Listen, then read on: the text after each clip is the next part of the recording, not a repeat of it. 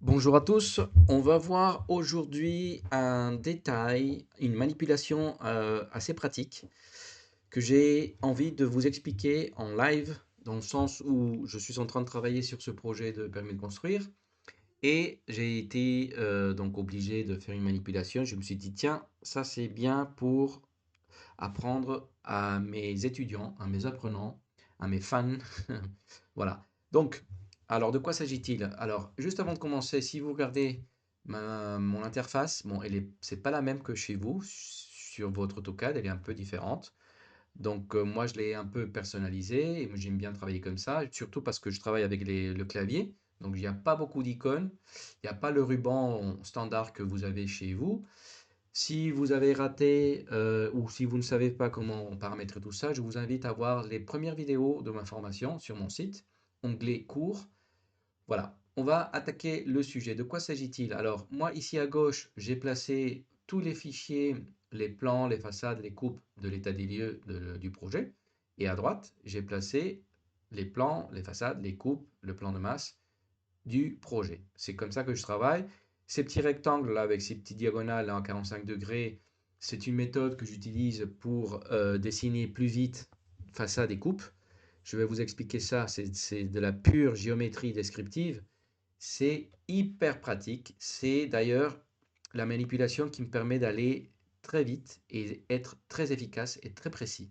Je vais vous expliquer ça dans une prochaine vidéo, mais pour l'instant, on va voir le sujet, c'est quoi?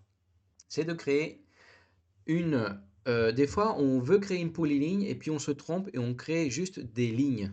Donc, comment faire? Alors, je vous explique. Par exemple, ici, ça c'est la façade est de la maison. D'accord? Donc, ici, il y a le bonhomme, il y a le portail, il y a la façade. C'est un pignon, en fait. Il n'y a pas de fenêtre. Il y a juste des fenêtres sur les deux autres façades. Et donc, ici, j'ai créé une coupe, une petite coupe, c'est-à-dire juste le niveau zéro, le niveau garage, pour montrer comment est l'accès de la pente la rampe de garage, quelle pente, sur quelle longueur, comment s'ouvre la porte sectionnelle, etc. Donc, ce que je vais faire, c'est que sur ce bout de coupe, puisque j'ai pas coupé toute la maison, c'est la partie haute que je l'ai pas coupée, c'est pour ça que j'ai mis un trait en pointillé ici. Après le niveau 1, donc j'ai mis un trait en pointillé pour indiquer justement que j'arrête la coupe ici. Mais je trouve que c'est plus cohérent si je mettais au moins le gabarit en pointillé de toute la maison qui est en partie haute. Comme j'ai déjà dessiné la façade, ce que je vais faire, c'est que je vais créer une polyligne de tout le pourtour et je vais le copier juste ici. Alors, la manipulation que je veux vous apprendre, c'est que on peut éditer une polyligne de plusieurs façons. Parfois, moi, je me trompe et au lieu de créer une polyligne, je crée une ligne. Donc, moi, mon raccourci clavier, je vais le faire pour ligne. Je vais faire le pourtour. On va dire que je vais démarrer ici en bas. Tac. Je vais faire tout le pourtour. Je vais être plus précis. Tac. Tac. On va cliquer sur toutes les extrémités. Je vais passer outre la cheminée, juste pour vous expliquer tout à l'heure comment on va faire. D'accord? Tac. La gouttière, l'ITE, que voici. Je reprends ma façade et je finis ici. Alors, ok. Alors, si je clique dessus, je suis bien dans le calque pointillé, et si je clique dessus, je vois bien que, ah mince, je me suis trompé, au lieu de créer une polyligne, j'ai créé un ensemble de lignes. Alors, ce que je vais faire, c'est que je vais isoler ce calque, déjà, pour voir plus clair. Donc, je l'isole. Ça, c'est l'escalier à l'intérieur et la dalle de l'étage en pointillé, mais pour l'instant, je n'en ai pas besoin. Ce que je veux, c'est créer en un seul clic une polyligne, sachant que c'est des lignes. Donc, comment je fais? Je vais taper au clavier la commande avec tirer du bas, tirer du 8, et je vais taper Pedit. Pedit. Je vais entrer, sélectionner la polyligne, je vais sélectionner celle-là, le transformer en polyligne, oui, entrer, joindre, et je vais cliquer. Au lieu de cliquer, je vais sélectionner les lignes qui m'intéressent, et je fais entrer. Donc si je clique maintenant, on voit bien que c'est une polyligne. Donc c'est parfait.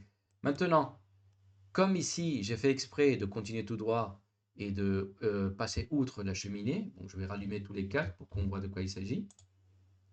Si je fais clic donc, sur ma polyligne, je vais voir, il faut que je modifie ce pourtour. Donc, comment faire? Je vais tout simplement me mettre par-dessus la poignée bleue. Du moment qu'on se rapproche d'une poignée bleue, n'importe laquelle, je vois apparaître étirer le sommet, ajouter le sommet ou supprimer le sommet. Je vais faire ajouter sommet. Et donc, je vois bien que c'est parti vers la droite. Moi, ce qui m'intéresse, c'est dans l'autre sens. Donc, je vais rajouter un sommet ici. Donc, je vois bien qu'il apparaît. Je rebelote, ajouter un sommet. Je vais partir ici en haut, ajouter un sommet ici. Et là, pour finir, je vais faire un zoom, il me faut un sommet ici. Je n'ai pas besoin de cette diagonale. Donc, je vais faire ajouter un sommet et tac. Voilà mon pourtour. Comment en 2 clics je l'ai modifié en ajoutant ou en supprimant des sommets. Maintenant que ma polyligne elle est bonne, je vais la copier, ou plutôt la déplacer de ce point-là qui est sur le point 0, c'est-à-dire sur mon niveau 0, que voici. Et voilà. Donc là, j'ai mon pourtour de la maison. Il suffit de... ma ligne en pointillé, mon calque, il est dans un type de ligne en pointillé, mais l'échelle n'est pas bonne. Je vais juste réduire l'échelle, donc je vais mettre 0.01. C'est un peu petit, 0.05, voilà. Donc voilà comment je crée une polyligne, j'édite une polyligne à partir d'une manipulation avec l'outil ligne. Voilà, j'espère que ça vous a plu. Il y a plein de petites astuces comme ça que je peux vous apprendre. Donc je vous invite à me laisser un like et me laisser un commentaire et à vous abonner à ma chaîne YouTube. Parce qu'il y en a pas mal, il y a pas mal de vidéos qui viennent. Voilà, merci à tous, à bientôt.